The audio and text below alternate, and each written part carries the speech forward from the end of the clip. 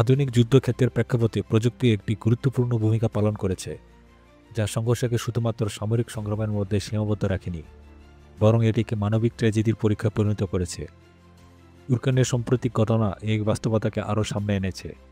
উত্তর কোরিয়ার সৈন্যরা রাশিয়ার পক্ষে যুদ্ধে যোগ দেওয়ায় এই সংঘাত নতুন একটি মাত্রায় পৌঁছেছে। সম্প্রতি রাশিয়া ইউক্রেন যুদ্ধের কিছু ভিডিও প্রকাশ পায়। এতে দেখা যায় উত্তর কোরিয়ার সৈন্যদের আধুনিক প্রযুক্তির প্রতিরোধের দুর্বলতা, রাশিয়া কমান্ডারের মানব জীবনকে শুধুমাত্র একটি সম্পদ হিসেবে দেখার দৃষ্টিভঙ্গি। একটি ভিডিওতে দেখা যায় তুষার আচ্ছাদিত যুদ্ধক্ষেত্রে উত্তর কোরিয়ার সৈন্যরা ইউক্রেনের অবস্থানের দিকে অগ্রসর হওয়ার চেষ্টা করছিল। উত্তর কোরিয়ার সৈন্যরা রাশিয়ার সমর্থন নিয়ে ভারী অস্ত্র ছাড়াই শুধুমাত্র পদাতিক রাইফেল দিয়ে আক্রমণ চালিয়েছিল। তাদের অগ্রসর হওয়ার প্রচেষ্টা শুরু থেকেই দুর্বল কৌশলের উপর নির্ভরশীল ছিল। অনিয়মিত ও অপ্রশিক্ষিত সৈন্যরা ইউক্রেনের ড্রোনের আধুনিক প্রযুক্তির সামনে বড় অসুবিধায় পড়েছিল। ড্রোনগুলো দ্রুত তাদের অবস্থান শনাক্ত করে সুনির্দিষ্ট হামলা চালায়। প্রথম হামলাগুলির সময় উত্তর কোরিয়ার সৈন্যরা আতঙ্কিত হয়ে ছোটাছুটি করছিল। তুষারের ঢাকা খোলা প্রান্তরে খুব সামান্য আশ্রয় প্রদান করতে পেরেছিল নিজেদের, ফলে ড্রোনগুলো সহজেই তাদের টার্গেট করতে পেরেছিল। প্রতিটি ড্রোন হামলা শুধু সৈন্যদের মনোবল ধ্বংস করেনি, বরং তাদের অগ্রসর হওয়ার ক্ষমতা শেষ করে দিয়েছিল।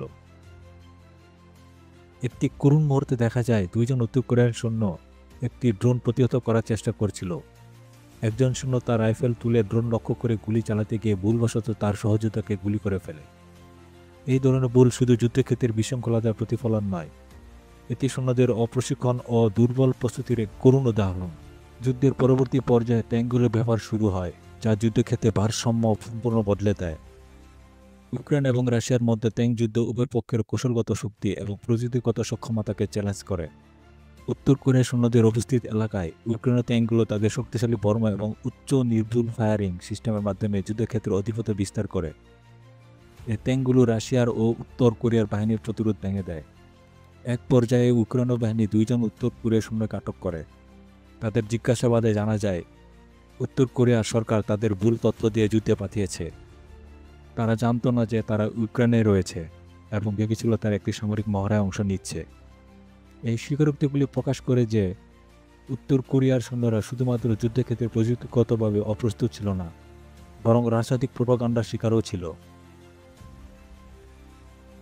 অন্য একটি দৃশ্য দেখা যায় একটি ইউক্রেনের ট্যাঙ্কের উপর অবস্থান করে একটি মেশিন গানার রাশিয়ার অবস্থানের দিকে গুলি চালায়।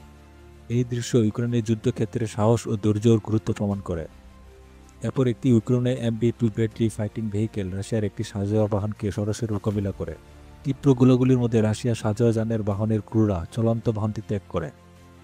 একদিকে সেলিং অব্যাহত থাকে এবং শীঘ্রই সাঁজোয়া বাহনটি সম্পূর্ণ ধ্বংস হয়ে আগুনে পুড়ে যায়। ইউক্রেনীয় গোয়েন্দারা রাশিয়ার একটি বহরকে ইউক্রেনীয় অবস্থানের দিকে এগিয়ে যেতে দেখে। এই পরিস্থিতি মূল্যায়ন করে ইউক্রেনীয় ড্রোন অপারেটররা কামিকাজ ড্রোন ব্যবহার করে শত্রুর বাহনগুলোকে আক্রমণ করে।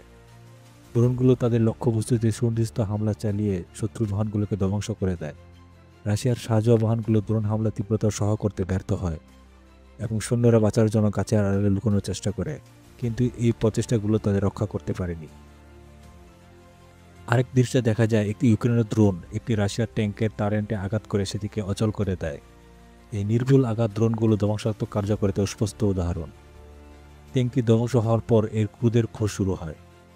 একই সময়ে ইউক্রেন আকাশ পর্যবেক্ষণ দল আরও দুটি রাশিয়ান সাঁজোয়াযানের বাহনকে বনাঞ্চলের দিকে যেতে দেখে। প্রথম সাঁজোয়াযানটি একাধিক প্রচেষ্টার পর ধ্বংস করা হয়।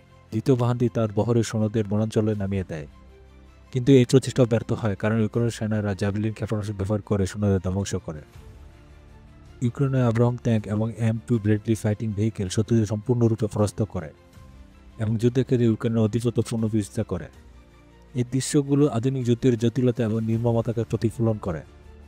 উত্তর কোরিয়ার সৈন্যরা প্রশিক্ষণহীন, অপ্রস্তুত এবং তাদের শাসনের আদর্শিক চাপের দ্বারা পরিচালিত হয়। তারা আধুনিক প্রযুক্তি ও কৌশলের মুখোমুখি হয়ে অসহায় ছিল। এই যুদ্ধে দেখিয়েছে যে আধুনিক প্রযুক্তি কতটা ধ্বংসক হতে পারে এবং এই ধ্বংসের মুখে মানুষ কতটা অসহায়। তবে এটিও সত্য যে একটি স্বাধীন এবং সার্বভৌমত্ব সংগ্রামের দৃঢ়তা এবং শক্তিও প্রমাণ করেছে।